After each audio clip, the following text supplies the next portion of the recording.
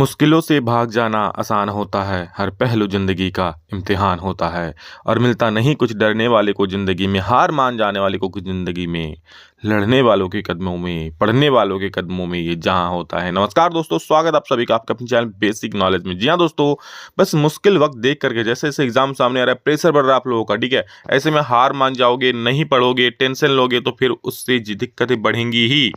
बल्कि उससे विजय पाना है और आप लोगों को बोर्ड परीक्षा में अच्छा नंबर लाना। देखिए, टेंशन लेने से कुछ होगा नहीं, प्रेशर लेने से भी कुछ होगा नहीं। आप लोगों को पढ़ना पड़ेगा। बस एक ही चीज़ है, पढ़ाई और कोई नहीं। बस उस पर फोकस करो, ठीक है? मैट्रिक बोर्ड परीक्षा 2024 में दोस्तों आप लोग का सब्जेक्टिव क्वेश्चंस का सीरीज लेकर आ रहे हैं। इसमें से 2 में दोस्तों हम लोग दीर्घ उत्तरीय प्रश्नों को देखने वाले हैं, ठीक है? इसका लघु उत्तरीय, अति लघु कल शाम को अपलोड कर दें, उसको देख लेना, ठीक है? चलिए फटाफट से देखते बिना देरी किए और सभी लोग चैनल को सब्सक्राइब कर लीजिएगा। आगे और भी अच्छे वीडियोस आने वाले हैं। सभी लोग की धाकड़ तैयारी हो रही है, तो आप लोग भी कर लो अच्छे से। चलिए गुरु करते हैं इस वीडियो को शुरू। तो देख सकते हैं दीर्घ उत्तरीय प्रश्न का सबसे पहला सवाल आप लोग बता दोस्तों। टोटल 4 दीर्घ उत्तरीय प्रश्न आप लोग को बनाने पड़ेंगे। 4 गुने 5 यानी 20 नंबर मिलेंगे, ठीक है? और इसमें टोटल 6 सवाल दिए रहेंगे। मैं जो वीडियो आप लोग को बता दूंगा, जितना सारे वीडियोस दे रहा हूं उसको देख लोगे तो एक भी सवाल छूटेगा नहीं। देखो सबसे पहला क्या सवाल है कि ईस्ट इंडिया कंपनी ने भारतीय बुनकरों से सूती और रेशमी कपड़े की नियमित आपूर्ति सुनिश्चित करने के लिए क्या किया। देखिए सबसे बढ़िया चीज क्या, जो बता दूंगा ना आप लोग, अगर सुन लोगे ध्यान से तो ठीक है, तो एग्जाम में आप क्लिक कराओगे, ये मेरा गारंटी है, ठीक है? तो सुनो ध्यान से और समझो चीजों को। देखो, ईस्ट इंडिया कंपनी ने भारतीय बुनकरों से सूती और रेशमी कपड़े की नियमित आपूर्ति सुनिश्चित करने के लिए निम्नलिखित उपाय किए। क्या क्या उपाय किए? तो जो सबसे पहला उपाय क्या किया, उसने प्रतिस्पर्धा खत्म करने, यानी कि जो कंपटीशन है ना, वो खत्म करने के लिए लागतों पर अंकुश रखने और कपास से रेशम से बनी चीजों की नियमित आपूर्ति सुनिश्चित करने के लिए प्रबंध और नियंत्रण की एक नई व्यवस्था शुरू कर दी। मतलब मैनेजमेंट की एक नया तरीका अपना लिया, ठीक है? इसमें बहुत सारे नियम चेंज किए गए हैं।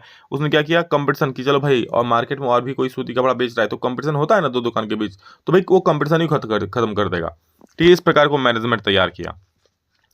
कंपनी ने कपड़ा व्यापार में सक्रिय क्या क्या किया, देखो कंपनी ने कपड़ा व्यापार में सक्रिय व्यापारियों और दलालों को खत्म करने तथा बुनकरों पर ज्यादा प्रत्यक्ष नियंत्रण स्थापित करने की कोशिश की। उन्होंने क्या, जो सक्रिय व्यापारी है, जो सामान वामान बेचता था, कपड़ा बेचता था, उन लोगों का व्यापार खत्म करने, या फिर जो दलाल होता था, ठीक है? दलाल मतलब क्या भाई, जो बुनकर कपड़ा बुनता था उन लोगों से कपड़ा खरीद करके फैक्ट्रियों को देता था, बीच में किसका, दलाल का भाग होता था, लेकिन उसको भी खत्म कर दिया, ठीक है? और डायरेक्ट जो बुनकर है, डायरेक्ट बुनकरों से कांटेक्ट कर लिया कि भाई मुझे इतना कपड़ा चाहिए, बोल कितना पैसा लेगा, इस प्रकार से, ठीक। कंपनी ने बुनकरों पर निगरानी रखने के लिए, चलो ये तीसरा पॉइंट होता है लेकिन दूसरा लिखा हुआ है, ये थर्ड पॉइंट है। कंपनी ने बुनकर, बुनकर मतलब जो कपड़ा बुनता है, ठीक है, सिलाई विलाई करता है, निगरानी रखने, माल इकट्ठा करने, जो कपड़ा को इकट्ठा करने और कपड़ों की गुणवत्ता को जांचने, मतलब गुण क्वालिटी को जांचने के लिए वेतनभोगी कर्मचारी तैनात कर दिए, जिन्हें क्या कहा जाता है, गुमास्ता कहा जाता है। तो आप लोग से भी पूछ सकता है कि गुमास्ता किसे कहते हैं। तो दोस्तों जो ईस्ट इंडिया कंपनी ने है ना, अपने कपड़ों को, मतलब कपड़ों को तैयार करवाने के लिए, मालों को इकट्ठा करने के लिए, ठीक है, एक वेतनभोगी कर्मचारी नियुक्त कर दिया अपने कंपनी में ही कि जाओ तुम बुनकरों से बात करो, कुछ वो लोग एडवांस है तो एडवांस दो, देखो कपड़ों की गुणवत्ता कैसा है, इस प्रकार से, ठीक है? तो जिन्हें क्या बोलने लगा, गुमास्ता कहा जाने लगा। अगला पॉइंट है कि कंपनी को माल बेचने वाले बुनकरों को अन्य खरीदारों के साथ कारोबार करने पर पाबंदी लगा दी गई। मतलब जो कंपनी के लिए कपड़ा बनाते थे, बुनता था, ठीक है, उन लोग कह दिया गया भाई तो किसी भी और व्यापारी को माल ना देगा, ठीक है? और इसके लिए उन्हें पेशगी रकम भी दी जाती है। उसके लिए क्या, उसे पहले स्टार्टिंग में कुछ एडवांस भी दे दिया, या फिर बोलेगा लो 5,000 तुम एक्स्ट्रा रख लो, खाओ पियो मौज करो, इस प्रकार से हो सकता है, ठीक है? ताकि तुम माल किसी को मत बेचना, अगर पकड़ाओगे बाबू तो बहुत मारो पिटाओगे, इस प्रकार से कंपनी का मतलब होने लगा, ठीक है? तो इस प्रकार से ये चीज़। और अब जब बुनकर माल किसी और को देगा नहीं तो बाकी तो व्यापारी ठप ही पड़ जाएंगे ना, उन्हें माल ही नहीं मिलेगा। सारा जो माल है ईस्ट इंडिया कंपनी ले रहा है, तो बाकी छोटे मोटे व्यापारी से दिक्कत हो गया उन लोगों को, ठीक है? चलो नेक्स्ट देखो, एक बार काम का ऑर्डर मिलने पर बुनकर को कच्चा माल खरीदने के लिए कर्जा दे दिया जाता था। मतलब एक बार जब बुनकर को ऑर्डर मिल गया, चलो सब कुछ रेट फाइनल होकर ऑर्डर मिल गया, तो क्या बुनकर को वो कर्जा दे देता, लो भाई चलो 1 लाख रुपये ले लो, तुम इससे सामान तैयार करो। जो कर्जा लेते थे उन्हें अपना बनाया हुआ कपड़ा गुमास्ता को ही देना पड़ता था। गुमास्ता को ही देना पड़ेगा भाई, तुम उससे कर्जा ले, उससे पैसा ले रहे हो माल के लिए, उससे वे किसी और व्यापारी को नहीं बेच सकते थे। बिल्कुल सही बात है। आप अगर किसी से ऑर्डर लोगे किसी का माल का और वो ऑर्डर किसी और को दे सकते हो, वो माल नहीं ना दे सकते हो, तो वो चीज़ है।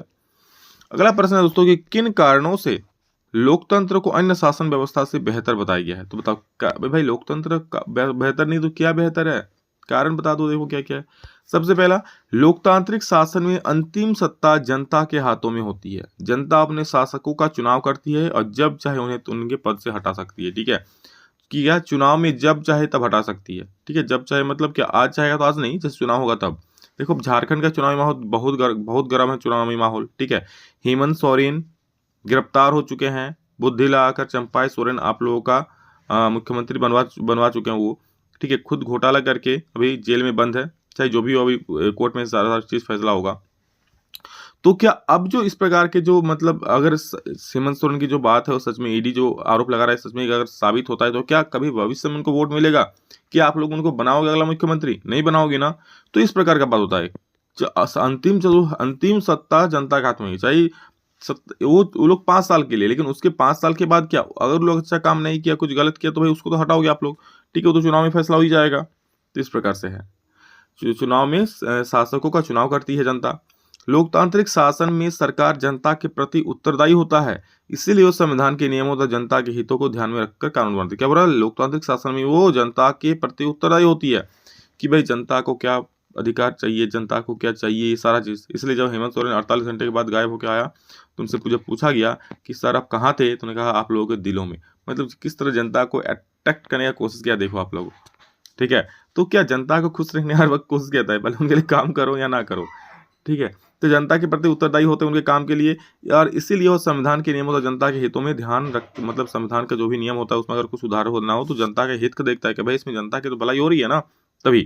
क्योंकि भाई अगर जनता गुस्सा हो गया तब तो वो शासन शासन सुधर जाएगा ना।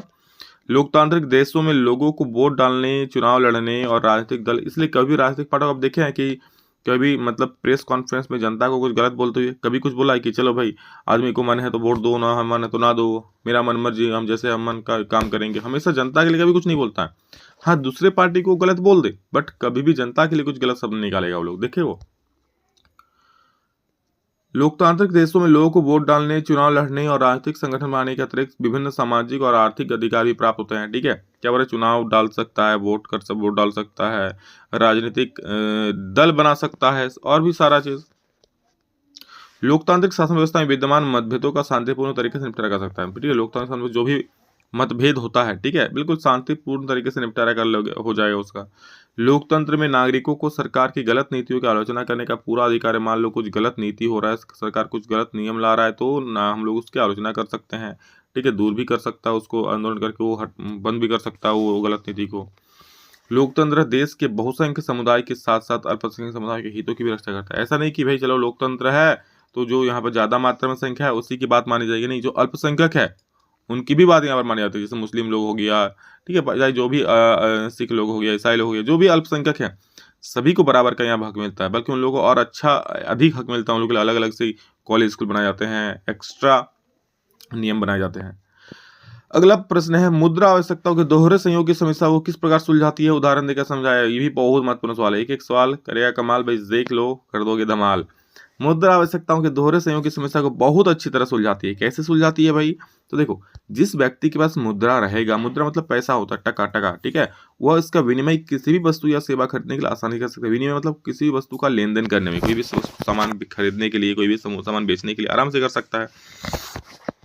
ठीक है, आवश्यकताओं का दोहरा संयोग विनिमय प्रणाली की एक अनिवार्य विशेषता है। देखो, आवश्यकता का दोहरा संयोग मतलब अभी बताएंगे। ठीक है, दोहरा संयोग विनिमय प्रणाली की एक अनिवार्य विशेषता है। ठीक है, जब मुद्रा नहीं था ना, तब आवश्यकताओं का दोहरा संयोग बहुत इंपॉर्टेंट था। क्या? तो दोहरा संयोग बताएंगे। जहां मुद्रा का उपयोग किए बिना, क्या दोहरा संयोग में मुद्रा की जरूरत नहीं पड़ेगी, बिना वस्तु का विनिमय होता है। यहाँ मुद्रा, जैसे आप दुकान में जाओगे, दुकान में दोगे 5 रुपये, 5 रुपये का टॉफी ले लोगे, या फिर 10 रुपये 100 रुपये दोगे, 5 किलो चावल ले लोगे। ठीक है, तो आपके पैसा ले लिए। लेकिन पहले के जमाने में ऐसा नहीं होता था। दोहरा संयोग में क्या होता था पहले, कि भाई आप 10 किलो चावल लिए, ठीक है, 10 किलो चावल आपके पास है, आपको मान लीजिए आपको चाहिए 10 किलो चावल। ठीक है, आप बगान में उगा रहे हो सब्जी, तो क्या करोगे, आप किसी ऐसे आदमी को ढूंढोगे जिसको सब्जी की जरूरत है, उनको आप सब्जी दे दोगे और उनके पास आप क्या लोगे, चावल ले लोगे। तो इसको बोलता है आवश्यकता को दोहरा संयोग। ठीक है, लेकिन मुद्रा का सारा खेल ही बदल दिया, बस सामान बेचो, पैसा लो और जाके दुकान से खरीद लो। ठीक है, तो जहां मुद्रा का उपयोग किए बिना वस्तु का विनिमय होता है, इसकी तुलना में ऐसी अर्थव्यवस्था जहां मुद्रा का प्रयोग होता है, मुद्रा महत्वपूर्ण मध्यवर्ती भूमिका मध्यवर्ती भूमिका प्रदान करके आवश्यकता को दोहरे संयोग की जरूरत को खत्म कर देती है। क्या बोल रहा है कि यहाँ क्या बोल रहा है कि जहां मुद्रा आवश्यकता को दोहरा संयोग विनिमय प्रणाली की अनिवार्य विशेषता है, जहां क्या, जहां मुद्रा का उपयोग किए बिना वस्तुओं का विनिमय होता है। दोहरा संयोग में मुद्रा का उपयोग नहीं होता है। इसकी तुलना में ऐसी अर्थव्यवस्था, ठीक है, अब दोहरे संयोग की तुलना में ऐसी अर्थव्यवस्था जहां मुद्रा का प्रयोग होता है, मुद्रा महत्वपूर्ण मध्यवर्ती भूमिका प्रदान करके, मतलब क्या, मीडिएटर काम करती है। भाई पैसा लो तमाशा देखो, पैसा फेंको तमाशा देखो, ठीक है, करके आवश्यकताओं का दोहरा संयोग करके जरूरत खत्म कर देती है। मतलब पैसा लो, पैसा दो, दुकान में सामान ले लो, इस प्रकार से जो भी दोहरा संयोग की आवश्यकता खत्म होगी। अब आपको सामान अदलने बदलने की जरूरत नहीं है, ठीक है ना। उदाहरण देख लो, जूता निर्माता के लिए जरूरी नहीं रह जाता कि वो ऐसे ही किसान को ढूंढे जो न केवल उसके जूते खरीदे बल्कि साथ साथ गेहूं भी बेचे, ठीक है। जूता निर्माता मान लो उसको गेहूं चाहिए खाने के लिए, रोटी खाएगा बच्चा, ठीक है, वो तो अब उसको गेहूं वालों को नहीं ढूंढना पड़ेगा, वो क्या सिर्फ खरीदार ढूंढेगा। उसे केवल अपने जूते के लिए खरीदार ढूंढना है। एक बार उसने जूते को मुद्रा में बदल लिया तो भारत में गेहूं या सॉरी ये तो बाजार में गेहूं या अन्य कोई वस्तु खरीद सकता है। तो ये होता है दोस्तों मतलब क्या बोलता है, आवश्यकताओं दोहरा सहयोग और मुद्रा का उपयोग, ठीक है, समझ गए। सिंपल सा वो सब है, आप लोग अपनी समझ गए तो अपनी भाषा में लिख सकते हो कि भाई मुद्रा का उपयोग मतलब मुद्रा एक मध्यस्थता की भूमिका निभाती है, और दोहरा संयोग मतलब क्या, इसमें वस्तु का विनिमय होता है। क्या क्या एग्जाम्पल दिया गया है लिख देना भाई, ठीक है। मुद्रा का प्रयोग होता है, और अच्छा ही है मुद्रा का प्रयोग, क्योंकि कहाँ कहाँ ढूंढोगे भाई कि आपको आपके पास जो वस्तु किसको चाहिए। अगला प्रश्न, भारत में गन्ना उत्पादक राज्यों के नाम लिखिए और गन्ना उत्पादक की भौगोलिक परिस्थितियों का वर्णन कर। देखो बहुत महत्वपूर्ण है, गन्ना, चावल, कम से कम इसे याद रख लेना, कॉफी। तो देखो गेहूं अधिकतर उत्तर प्रदेश, पंजाब, हरियाणा, राजस्थान और बिहार आदि क्षेत्रों में होती है। गेहूं का जो खेती है, ठीक है, कहाँ कहाँ, उत्तर प्रदेश, पंजाब, हरियाणा, राजस्थान और बिहार। इसके लिए भौगोलिक परिस्थितियां क्या क्या है देखो। तो इसके लिए जो भाई भौगोलिक परिस्थितियां है ना, सबसे पहला गेहूं के लिए बोते समय ठंडी और आर्द्र जलवायु अनुकूल है, किंतु पकते समय मौसम शुष्क और उष्ण होना चाहिए। मतलब क्या, अभी ठंडा का मौसम है, अभी गेहूं बो देगा, ठीक है, चावल उठ गया तो गेहूं बो देगा, लेकिन ये कब उठाएगा, ये जब गर्मी का दिन आएगा तब इसको काटा जाए। गेहूं के लिए औसत वर्षा 75 से 100 सेंटीमीटर के बीच होनी चाहिए, ठीक है, गेहूं के लिए वर्षा है ना 75 से 100 सेंटीमीटर के बीच में होनी चाहिए।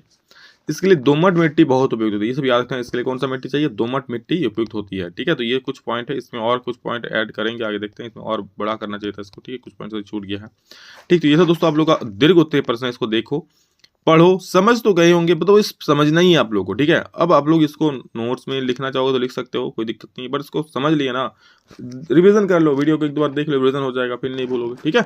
चलिए, so love you all, thank you all of you, फिर नेक्स्ट वीडियो मिलेंगे, तब तक के लिए जय हिंद, वंदे मातरम।